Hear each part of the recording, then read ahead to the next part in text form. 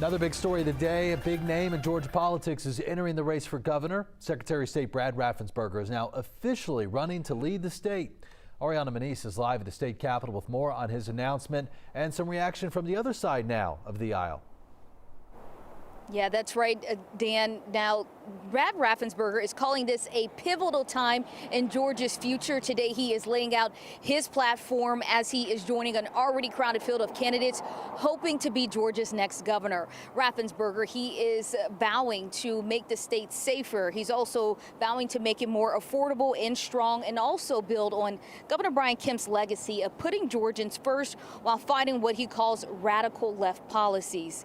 Raffensperger is currently serving his second term as the state's top election official. Now, while Raffensperger gained national attention for his resistance against President Trump when he pressed the Secretary of State to recalculate the 2020 presidential election results, Raffensperger is now actually pledging to work with Trump on things like job creation, immigration enforcement, and restore law and order in communities across the state. Raffensperger, as I mentioned, is joining an already crowded field of candidates.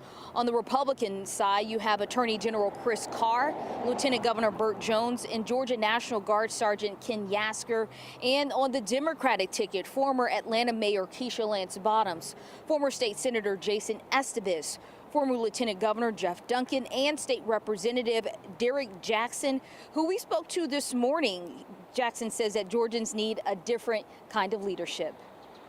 There are going to be a lot of candidates on both the Democratic side and the Republican side offering themselves for office, but are you going to do the necessary things for all Georgians? Are you going to do the necessary things, have your policies in the past allow for you to say, we would expand Medicaid? Will you do the right thing to stand up to a federal government as it relates to ICE and then the use of National Guard?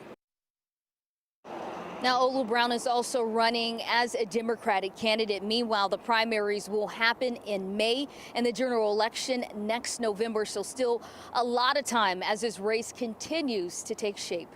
Reporting live at the state capitol, I'm Ariana Manise for 11 Alive. Back to you. A lot of time. That field is growing by the week. No doubt about that. Ariana, thanks.